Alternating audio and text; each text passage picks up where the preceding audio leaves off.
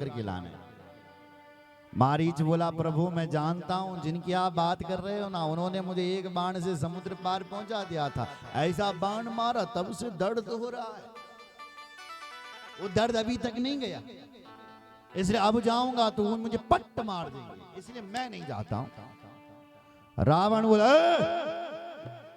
तू नहीं जाएगा तो मैं तुझे मारूंगा।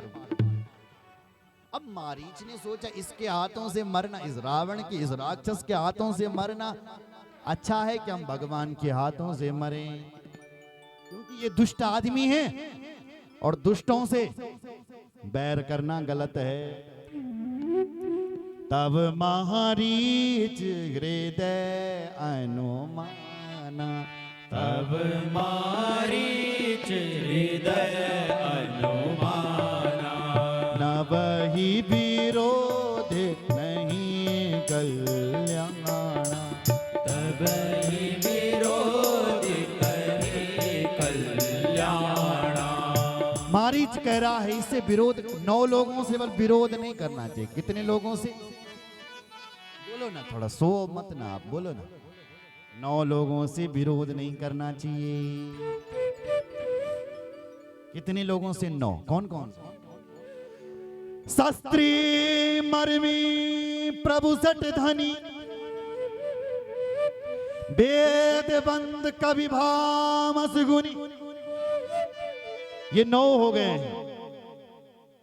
शस्त्री जय का हाथ बल बल हथियार छ, एक सामने बल बक बक न जेनु करो काई तानु ओटा या खाते हो दाड़ दिन तो मिल रही थे, क्या करोगे? तो जिसके हाथ पर शस्त्र है उसके सामने बक बक बक बक बक बक जेनु बल करूं दाड़ ठगल तो मनी। बोलो जय श्री राम। शस्त्री मर्मी, मर्मी जो तुम्हारे राज को जानता है कि तुम्हारी कमजोरी क्या है, तय के सामने बल बक बक ने चेंज करियो, जो तुम्हारे विषय में सब राज इसकी पोल पट्टी में हमारे पास, उसके सामने भी बक बक नहीं करना चाहिए। मर्मी, शास्त्री मर्मी प्रभु यानी भगवान, भगवान के सामने भी सामर्थ्यवान व्यक्ति, भगवान सामर्थ्य प्रभु, भगवान के सामने भी सामर्थ्यवान व्यक्ति से बल बक बक नहीं करना चाहिए। मर्म शास्त्री मर्मी प्रभु सठ धनी, सठ यानी मूर्ख, मूर्ख के सामने भी बक बक नहीं करना चाहिए। नबलान लो नबल काल बखात चबलान, वो बोलते हैं कि भाई उसकी बात मान लो, नहीं तो उसी की बातों पर चल लो, यही बोलते हैं कि भौणी चल बल। तो जो मूर्ख आदमी है उसको पहले समझाओ भाई सही रास्ते जो, नहीं तो उसी की तरफ चल लो, उसी में भला है, न जान क्या कर दे। तो सठ शास्त्री मर्मी प्रभु सठ धनी, धनी व्यक्ति के सामने भी ज्यादा नहीं अपने आप को दिखाना चाहिए। धनी व्यक्ति ज्यादा ज्यादा क्यों प्यों करोगे तो तुम्हें कहां मरवा देगा, कहां कुछ कर देगा तुम्हारा, तुम्हें ही पता नहीं चलेगा कि मेरा कहां धुआं निकाल दिया। इसलिए धनवानों के सामने बक बक नहीं करना चाहिए, कहां तुम्हारे ऊपर क्या करवा दे क्या पता कर ले। बड़े लोग हैं भाई, कुछ भी कर सकते हैं। बोलो जय श्री राम। उनके सामने तो ज्यादा नहीं करना चाहिए। बोलो जय श्री राम। और सुनो, वेद बंदी कवि भामस गुनी, वेद वैद्य डॉक्टर, डॉक्टर के सामने बल बक बक नहीं करना चाहिए। डॉक्टर साहब तुम्हें कौन सा इंजेक्शन लगा दे, कहीं तुम विरोध कर लो, ये नहीं दवाई दी तुम जो ठीक नहीं और बीमार हो जाओ, न मान बलियो नहीं मैं बलियो रुक जा जरा, ठीक हो लो ये दवाई दिन दिन के और। इसलिए डॉक्टर के सामने हाथ जोड़ करके रहना चाहिए। बंदी भट्ट बलवान, सुन रहे हो? भट्ट बल भट्ट खूब मोटा तगड़ा है, उसके सामने बक बक एक रपट ठोकेगा प्राण निकल जाएंगे। बोलो जय श्री, जो खूब मोटा तगड़ा है उसके सामने बग बग बग बग नहीं करना चाहिए। और 8वां लिख रहे हैं, कभी कभी कभी के सामने बल बक, तुम्हारे ऊपर कौन सा गीत लगा ले। देखते हैं राजनीतियों के ऊपर गीत जुड़ा देते हैं, वोट दिया लेती थी फुली अमर रखम ख्याल। बोले जी इसलिए कभी के सामने भी बक बक नहीं करना चाहिए। और चौथी 9वां बात कह रहे हैं कि भामस, भामस यानी रसोईया, रसोईया को बल परेशान नहीं करना चाहिए कि तुम्हें लोन कम आज मिर्च ज्यादा क्या खिला देगा पता ही नहीं चलेगा, इसलिए जो बनाया है सो खाओ। ज्यादा बक बक करोगे तो हम, हमारे पास दवाई हैं, हम ही तुम्हें खिलाते हैं।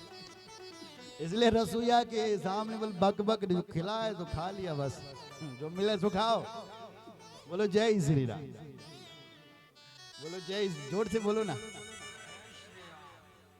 ये भगवान नहीं कह रहे हैं, ये राक्षस कह रहा है इस बात, ठीक है। बोलो जय। हमारे तो रसोईया भी बड़े प्यारे हैं, ताली बजाओ ना। इतना प्यारा फलाहार बनाते हैं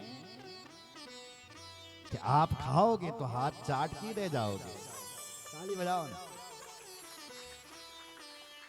सुस्वादु भोजन, आहा हा, आनंद आनंद। और जब हमारे नेगी जी लगाते हैं थाली पर तो कई प्रकार की छाछ, दही, कई प्रकार के आइटम सजा देते। महाराज खाओ खाओ, आराम से खाओ।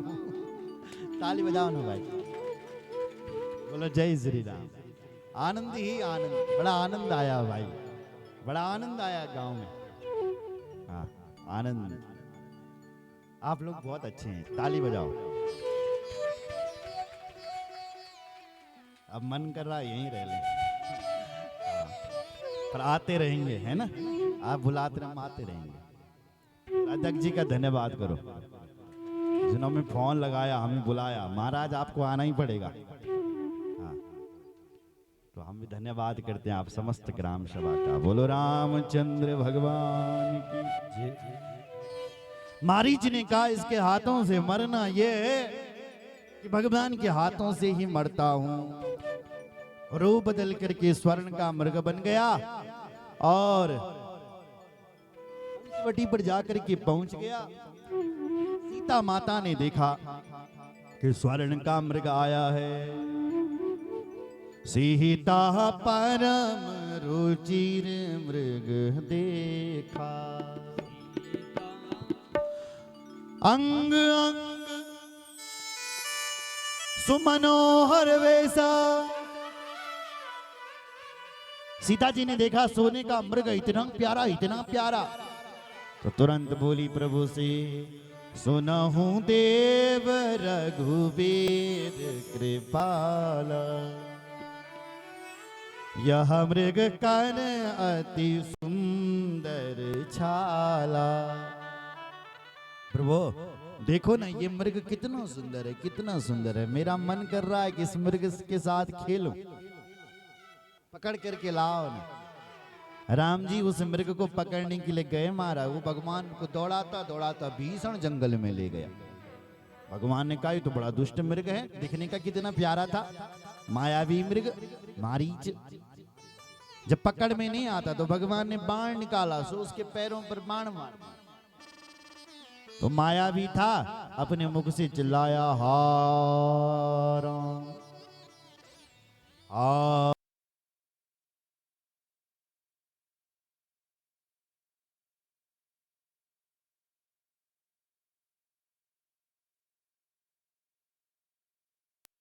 आओ ना अपने भैया की सहाय, मुझे ऐसा लग रहा है कि तुम्हारे भैया संकट में आ गए। लखनलाल जी ने कहा देवी हमारे माताजी हमारे भैया में कभी संकट नहीं आ सकता, वो सामर्थ्यवान है, तुम चिंता मत करो। लेकिन भगवती सीता जी ने इतने इतने कटु वचन बोले लखनलाल जी के लिए, यहां तो नहीं लिखे गोस्वामी जी रे, पर रघुनाथ जी के चरित्र इतने भयंकर हैं, राम कथा में लिखा है कि सीता जी ने ऐसे कटु शब्द बोले लखनलाल जी को कि लक्ष्मण तो इसलिए नहीं जाना चाहता है कि तू सोच रहा है कि तेरे भाई राम मर गए और तू मुझे अपनी पत्नी बनाना चाहता है। मम प्रेरितम, तू मेरी प्रति प्रेरित हो रहा है, इसलिए तू नहीं जाना चाह रहा है।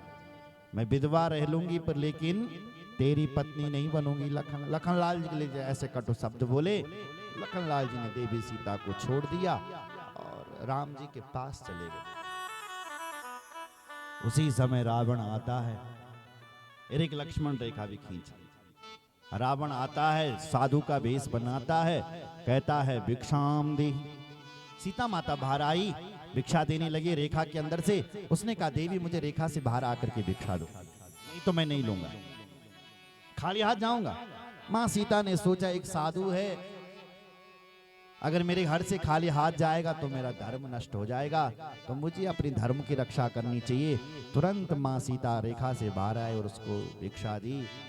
वो साधु तो नहीं था, वो रावण था। मां को उठा करके ले गया। सुन रहे?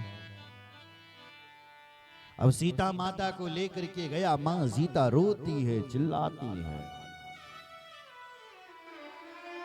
चिल्लाने लगी,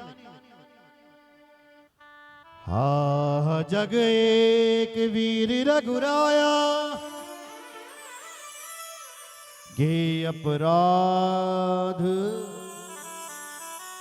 बिसारी हुदाया। हे प्रभु मुझे क्यों भूल गए। हाय राम, हाय राम, हे राम, हे राम, हे राम, ऐसी चिल्लाती हुई रावण उठा करके ले गए। रावण लेकर के जा रहा था, जटायु ने देखा महाराज, तो जटायु ने आर्त बानी सुनी। गिरिराज सुनी आर्त बानी, रघुकुल तिलक नारी पहचानी। राम जी की पत्नी है, पहचान गया, क्योंकि पहले पंचवटी पर भेंट हो गई थी राम जी से, पहचान। तुरंत अपना पंख उड़ा करके रावण के पास पहुंच गया आकाश में, और सीता से बोली, सीते पुत्री कर जनित्रासा, करहूं जात धान कर नासा। देवी तू घबरा मत बेटी, मैं इस दुष्ट का भी विनाश करता हूं। और रावण के लिए बोला, रे रे दुष्ट टाट किन होई, निर्भय जले से जाने नहीं मोई। अरे दुष्ट, कहां देवी सीता को लेकर के चलता है। निर्भय चले से, निर्भय होकर के चल, मुझे जानता नहीं मैं कौन हूं। एक प्रहार किया रावण पर चोंच का, रावण मूर्छित हो गया। जटायु ने कहा फिर प्रहार करना ठीक नहीं। थोड़ी देर बाद फिर रावण को होश आई, और जब रावण को होश आई फिर युद्ध होने लगा। तो अब की बार रावण ने उस के पंख काट दिए जटायु के। बिना पंख का धड़ाम दी से राम राम राम राम करता हुआ नीचे देखा। बोलो जय श्री राम। गोस्वामी जी कहते इधर जब लखनलाल जी भगवान राम जी के पास गए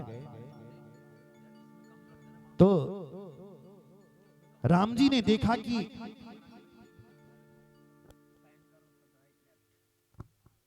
बोलो जय श्री। राम जी ने देखा कि लक्ष्मण जी आ रहा। रघुपति अनुज ही आवत देखी, बाहिज चिंता कीन्हि विशेषी। राम जी ने जब लक्ष्मण जी को आकर के देखा तो राम जी को चिंता होने लगी। राम जी सोचते हैं लक्ष्मण तू क्यों आया, तूने सीता देवी को अकेला क्यों छोड़ा। अब सीता तूने अकेली छोड़ी है तो ये निशाचरों की नगरी है, अब सीता देवी वहां आश्रम में नहीं होगी। जो भगवान राम आश्रम में पहुंचे तो सीता देवी का वहां पता नहीं। चारों तरफ भगवान राम और लखन खोजने लगे, सीता सीता, लेकिन नहीं मिली महाराज सीता। हागुन खानी जानकी सीता, रूपशील व्रत नेम विनीता। लक्ष्मण समुझाए बहु भांति, पूछत चले लता और पाती।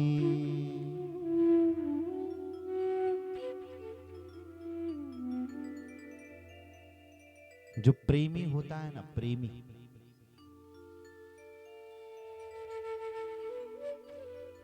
वो अपने प्रेमी की याद उसे तब आती है जब प्रेमी दूर हो जाता है ना।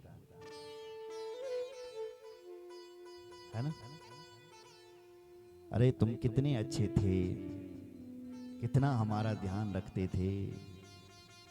नहीं करते इन लोग याद, अच्छे आदमी को सब, प्रेमी को सब याद करते। भगवान भी कर रहे हैं, सीता तुम तो गुणों की खान थी, तुम्हारा रूप कितना प्यारा था, तुम कहां चले गई। तुम्हारी बहुत याद आ रही है, तुम मेरे लिए व्रत रखती थी, मेरे बारे में सोचते रहती थी। देवी तुम मुझे छोड़ करके कहां चले गई। भगवान राम पूछत चले लता और पाती। जंगलों की घास से पूछ रहे हैं राम, जंगलों के वृक्षों के पत्तों से पूछ रहे हैं, भैया तुमने देखा है क्या कहीं। जो बिरही होता है वो उसका पता नहीं चलता किससे बात कर रहा है, तो भगवान पत्तों से बात कर ले। पत्ते कुछ जंगल के पत्ते सच में बताते, पेड़ पौधे भीषण जंगल। तो खग मृग दिखे राम जी को, तो उन खग मृगों से पूछा तुमने देखा है क्या कहीं। हे खग मृग, हे मधुकर श्रेणी, तुम देखी सीता मृग नयनी। तुमने देखा है क्या कहीं सीता को। लेकिन नहीं दिखे महाराज। चल रहे हैं भगवान राम। चलते चलते प्रभु आगे पहुंचे हैं, तो आगे चलते चलते गीतपति को देखा जटायु के आगे। परागीतपति देखा, सुमिरत राम चरण जिन्ह रेखा। जो राम राम सुमिरन कर रहा था, कौन? जटायु।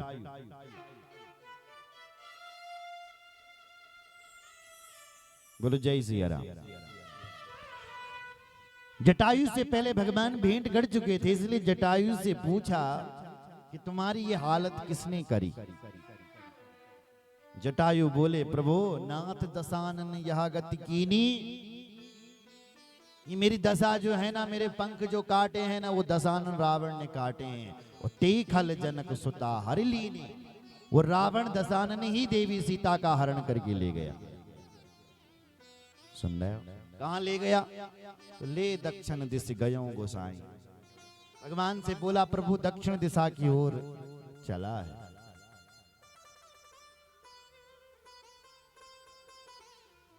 मैंने बहुत प्रयास किया प्रभु, पर मैं तुम्हारी पत्नी को नहीं बचा सका। भगवान ने जटायु के ऊपर हाथ फेरा और जटायु की सारी पीड़ा भगवान के हाथ फेरने से दूर हो गई। भगवान बोले परहित बस जिनके मन माही, तिन कहूं जग दुर्लभ कछु नाही।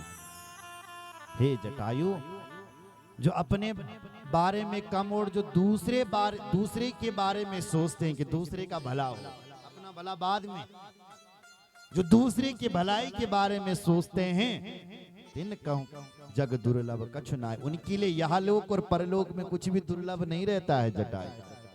इसलिए तुमने मेरे बारे में सोचा, अपने बारे में नहीं सोचा, तुम्हारे दोनों पंख कट गए। इसलिए जटायु तुम धन्य हो, धन्य हो। जटायु के ऊपर हाथ फेंक करके जटायु ने वो शरीर तो छोड़ दिया, दिव्य शरीर प्रकट कर दिया और भगवान के धाम को जाने लगा। भगवान ने कहा, हे तात, सीता हरण का प्रसंग मेरे पिताजी से मत कहना। सीता हरण तात जन कहूं, सीता हरण तात जन कहूं, पिता सन जाय। जो मैं राम कुल सहित कहीं दशानन आय। ए तात, आप सीता जी का प्रसंग, हरण का प्रसंग मेरे पिताजी से मत कहना, आप स्वर्ग जा रहे हैं। अगर मैं राम, तो मैं स्वयं उस दशानन का सत्यानाश करके, विनाश करके, कुल सहित उसका विनाश करके उसको ही अपने पिताजी के पास पहुंचाऊंगा और वही मेरे पिताजी को सारा विवरण सुनाएगा, तुम मत सुना। अगर मैं राम हूं तो मैं उसको मारूंगा।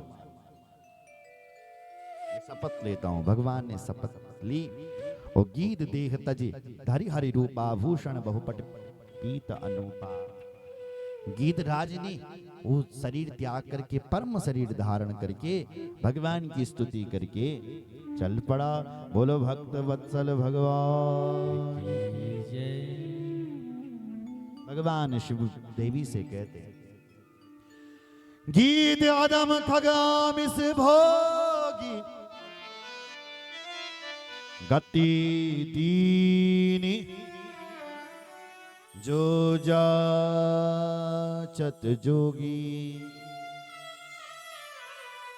गीध पक्षियों में अधम पक्षी है। क्यों है अधम पक्षी? क्योंकि ये मांस का भक्षण करता है।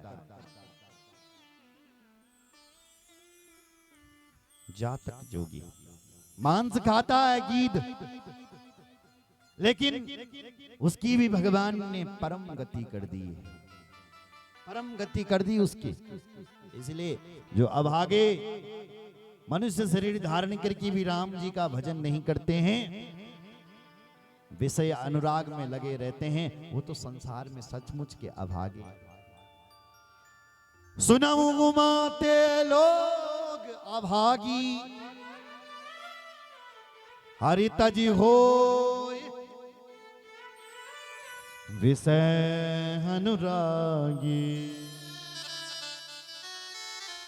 भगवान शंकर कहते, उमा वो लोग अभागी हैं बल जो हरि को छोड़ करके विषय भोग में लगे रहते हैं। वो जटायु मांसाहारी होकर के उसको भगवान के अंत में भक्ति करता है। आज भगवान ने उसकी भी मुक्ति कर दी है। भगवान आगे बढ़े हैं। बोलो रामचंद्र भगवान की जय।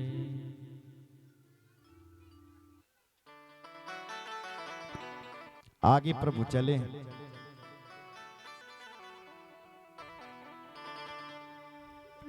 और चलते चलते प्रभु सबरी के आश्रम में पहुंचे हैं।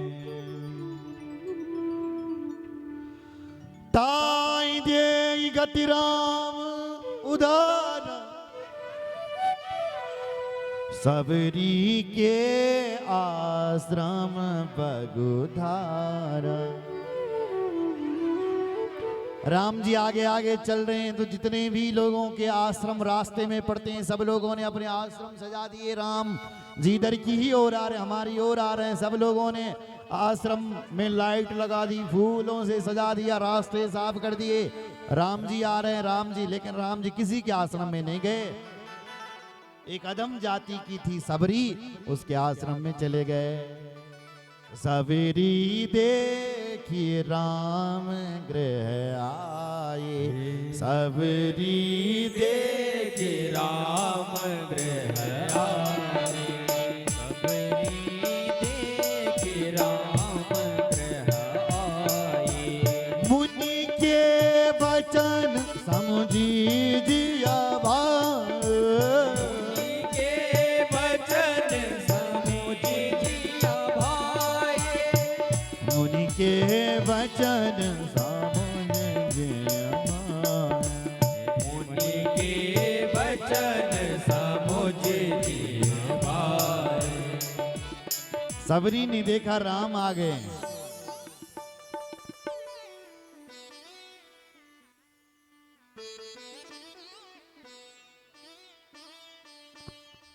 बोलो जय सिया राम। तो सबरी ने रास्ता साफ कर रखा है साहब कि राम आएंगे, राम आएंगे, राम मेरे राम आएंगे, मेरे राम आएंगे। और आज राम आ ही गए। मुनि के वचन समझिजिया भाई। मुनि के यानी अपने गुरुजी के वचन बल याद आए। गुरुजी ने कहा था सबरी तुझे भगवान के दर्शनों के कहीं जाने की जरूरत नहीं है, भगवान तेरे दर्शनों के लिए तेरे घर पर आएंगे। आज अपने गुरुजी के वचन ध्यान में आ गए। बोलो जय श्री। सबरी अधम जाति की है। सुनो जरा, सुनो इधर देखो मेरी ओर। सबरी के पिताजी एक व्याध थे। क्या थे? ये क्या करते थे कि पशुओं को मार जंगली लोग। तो इन्होंने जब सबरी का ब्याह करना था, सुनो जरा, तो तौन बहुत बकरा और भेड़ इकट्ठा करिए। सबरी पूछे अपने पिताजी से, पिताजी इतनी बकरी भेड़ क्यों इकट्ठे कर दिए तुमने? बोले बेटी जब तेरा विवाह होगा ना तो सबको काटेंगे और लोगों को खिलाएंगे। कलयुग जैसा बात है ना जी। तो सबरी ने कहा मेरे विवाह में इतने बकरे कटेंगे? बोले हाँ। तो बेचारी सबरी ने कहा इतनी जीवों की जान जाएगी, वो भी मेरे विवाह के करने के कारण, तो मैं विवाह ही नहीं। वो घर से सीधे भाग गई। पिताजी ने खूब खोज किया लेकिन कहीं नहीं मिली। आजकल के लोग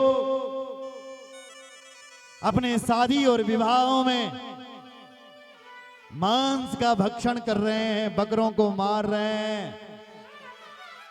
परोक्षवादो वेदो हम बालाना मनुशासनम। वेद भगवान परोक्षवादी है। तुम्हें यह निर्णय किसने दिया?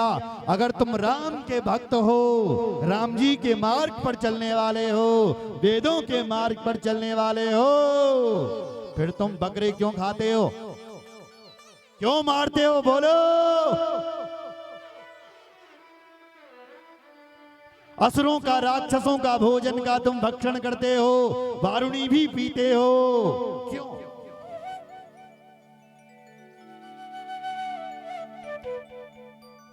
बोले हमार देवता मांगने लगे। क्या बोलते हैं? देवता मांग रहे हैं, लेकिन कहां लिखा है ऐसा कि तुम्हारा देवता मांग रहा है? बोलो। अगर कहीं लिखा है तो हमें बताओ, कौन से शास्त्र में लिखा है? जब लिखा कहीं नहीं है, फिर क्यों मारते हो बकरों को? इसका मतलब तुम्हारी इच्छा हो रही है, तुम मांसाहारी बन रखे हो।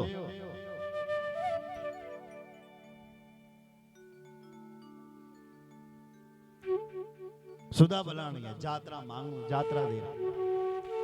कहीं लिख रखा है क्या? ये लोगों ने परंपरा चलाई है। कौन सी? कि भगवान देवता मांगने लगे, नहीं चलाए। और ये कौन से लोगों ने ये परंपरा चलाई? ये बोले तांत्रिक लोगों ने, जो अपनी तंत्र विद्या को सिद्ध करना चाहते हैं, उन लोगों ने ये परंपरा चलाई है। तुम्हारे लिए कहा भगवान जब तक तुम्हें परेशान, बकरा मारो तब खुश होगा। तांत्रिक लोगों ने तुम्हें डरा दिया था अपनी तंत्र विद्या को सिद्ध। इधर देखो मेरी ओर, एक पुस्तक आती है इंद्रजाल, और उसमें लिखा अपना देवता को सिद्ध करना है किसी तांत्रिक ने तो खून चढ़ाना पड़ता है।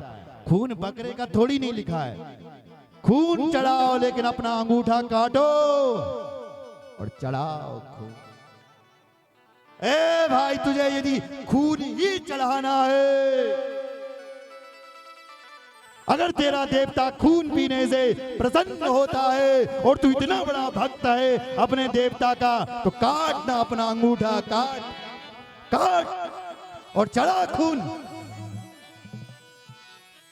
अपना अंगूठा तो काटेगा नहीं, बकरे का गर्दन काट देगा।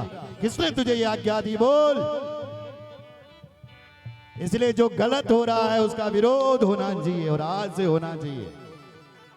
ताली बजाओ, खूब बजाओ, और इस संदेश को जगह जगह पहुंचाओ। और इस संदेश से पहुंचने से पहले तुम्हें अपने घर पर निर्णय करना पड़ेगा कि हम पहले मांस का भक्षण नहीं करेंगे। दोनों हाथ उठा करके बोलेंगे कि पहले मैं मदिरा नहीं पीऊंगा और मांस नहीं खाऊंगा। इस गांव वाले आज प्रतिज्ञा करो, घोषणा कर दो कि राम कथा तभी सफल होगी तुम्हारे जीवन की, जब तुम अपने जीवन में यह निर्णय करोगे कि मुझे आज से मांस नहीं खाना है, मदिरा नहीं खानी है। तो अपनी रसोई को अन्नपूर्णा मानते हो। प्रत्येक घर की रसोई अन्नपूर्णा है, क्योंकि हमारे प्राण ही अन्न में नहीं है। अन्न के बिना तुम जीवित हो, अगर तुम भात दाल अन्न नहीं खाओगे तुम मर जाओगे।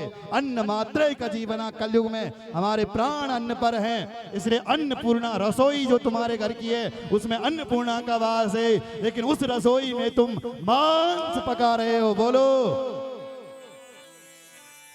क्या कोई देवी उस रसोई में वास कर रही होगी? बोलो।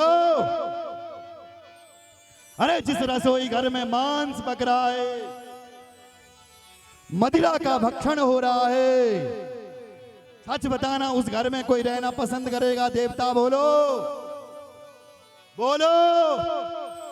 जब नहीं पसंद करता है तो क्यों तुम अपने रसोई घर पर मांस पकाते हो? बोलो, क्यों तुम अपने घर पर मदिरा लेकर के आते हो? जिस घर पर मदिरा आती वहां देवता नहीं रहते हैं, और जब तुम अपने घर पर तुम मदिरा लेकर के आओगे क्या वहां कोई देवता रहेगा? बोलो, जोर से बोलो। तो जब देवता कौन रहेगा? फिर वहां राक्षस आएगा कि नहीं आएगा? तो तुम्हारे घर में अगर मदिरा आती है तो कौन बैठा हुआ है? बोलो, राक्षस कलयुग बैठा हुआ है वहां। तब यहाँ दुख, बीमारी, भूत, तुम डरो नकते औनाते जब रसोई घर पर मांस बन रहा है। इसलिए आज हाथ उठा करके खड़े करो हाथ, राम जी के भक्त बनना चाहते हो कि हम आज के बाद अपनी रसोई घर में मांस और अपने घर पर मदिरा नहीं लाएंगे।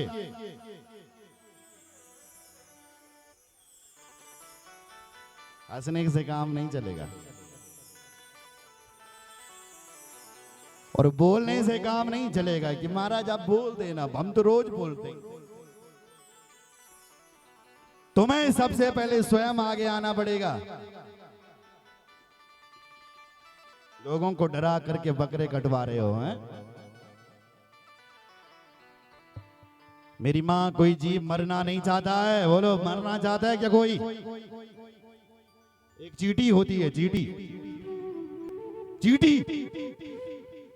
उस चींटी को भी तुम यदि पकड़ने का प्रयास करोगे तो वो भी पकड़ में नहीं आएगी। आएगी क्या? कि मुल्लू चींटी, उसको तुम पकड़ो वो भी भागती है कि मुझे ये मारेगा, ये पकड़ेगा मुझे। लेकिन जो बकरे को तुम जिसकी गर्दन काट रहे हो वो क्या मरना चाहता है? बोलो, बोलो।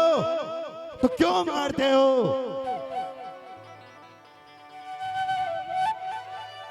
क्यों मारते हो? एक व्यक्ति को अपना भविष्य पता चल गया, भविष्य कि मैं अगले जन्म में सुअर बनूंगा। पता चल गया उसको, मैं क्या अगले जन्म में अपने बेटे से कहा, बेटा मैं फलानी तारीख मरने वाला हूं और मैं सुअर बनूंगा नारायण बगड़ में, फलानी दुकान पर बैठूं मैं। पिताजी ने प्राण त्यागे और कुछ दिनों बाद सच में मारा, बता दिया पिता ऐसा कलर होगा मरो, सच में पैदा हो गया। पिताजी कहकर ये गए थे मैं जीवित नहीं रहना, मैं सुवर्ण में जीवित नहीं रहना, मुझे तुरंत मार देना बेटा। बेटा गया उस दिन, सच में पिताजी ने जन्म लिया था, कहा कि मारता हूं सीधा, पिताजी ने कह रखा मुझे मार देना। गया खरीदा उसको, मारने के लिए गया, तब तक उसी सुअर से आवाज आई, बेटा क्या कहना चाहते हो? बोले मैं नहीं मरना चाहता हूं। क्यों? बोले मुझे इसी सुअर में आनंद आ रहा है। आनंद आ रहा है? बोले हाँ बेटा, जब मनुष्य जीवन में था ना तो बहुत टेंशन थे, अब सुअर बना हूं तो बड़ा आनंद आ रहा है, मस्ती में पड़ा हूं। तो जो जीव जिस योनि में है उसको यही वही योनि प्यारी लगती है। बोलो, तो उस बकरे को अपना जीवन प्यारा नहीं होगा क्या? बोलो ना, होगा, फिर क्यों मारते हो, क्यों खाते हो उसको?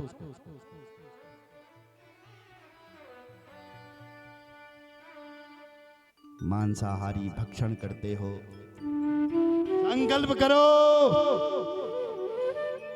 बोलो कि मैं आज के बाद मांस भक्षण नहीं करूंगा,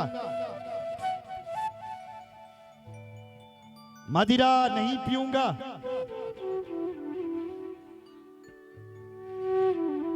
तभी एक राम कथा सफल होगी।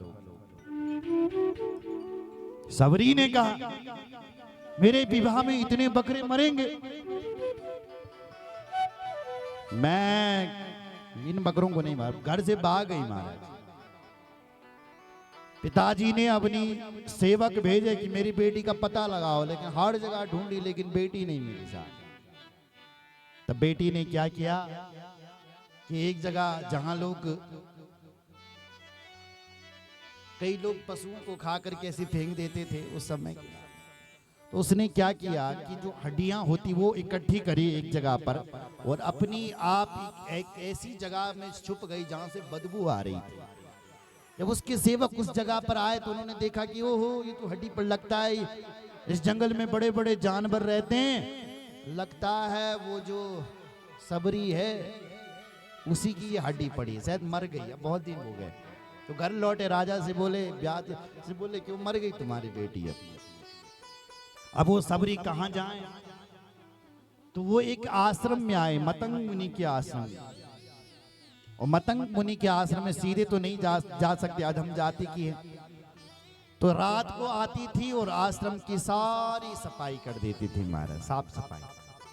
आश्रम के लोग जब सुबह सुबह उठते थे कि साफ सफाई हो रही, क्या हो गया, आश्रम किसने साफ, पता लगाया, कोई पता नहीं चला। तब मतंग मुनि ने क्या किया कि रात को अपने दूत लगाए, पता लगाओ। दूतों ने पता लगाया एक अधम जाति की है, वो करती है, ऐसा मारा उसको, ऐसा मारा, ऐसा मारा, ये मार मार करके आश्रम से दूर कहीं भीषण जंगल में भगा दिया। सबरी गुरु जी को नहीं बताया, बोले था एक कोई, हमने उसको भगा दिया।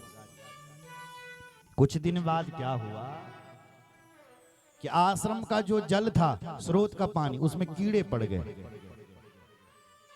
पाइपलाइन तो थी नहीं, सब लोग वहीं पानी के लिए जाते थे। अब पानी कहां से लाएं? आश्रम के पानी में कीड़े आ रहे हैं भाई, कैसे इस पानी को पी?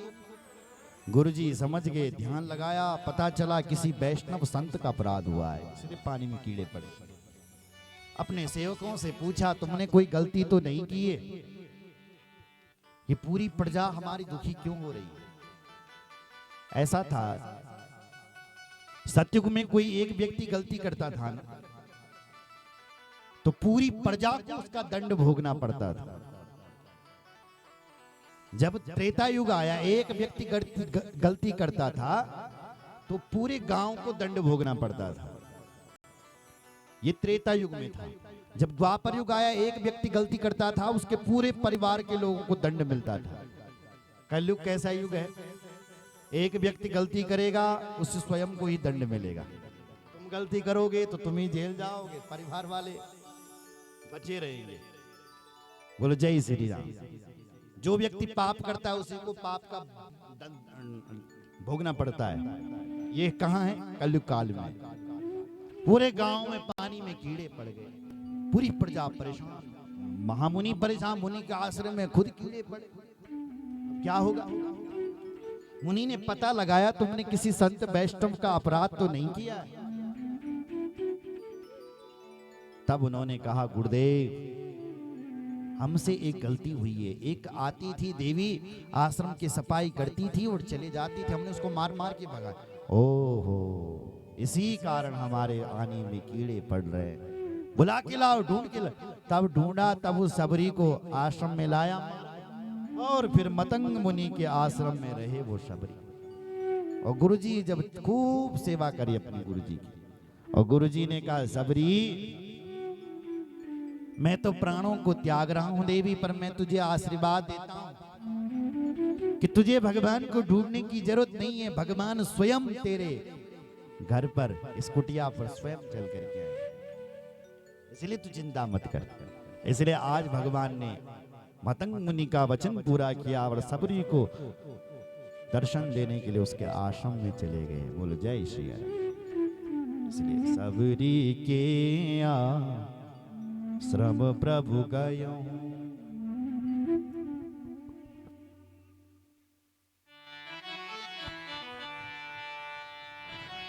सबरी के आश्रम प्रभु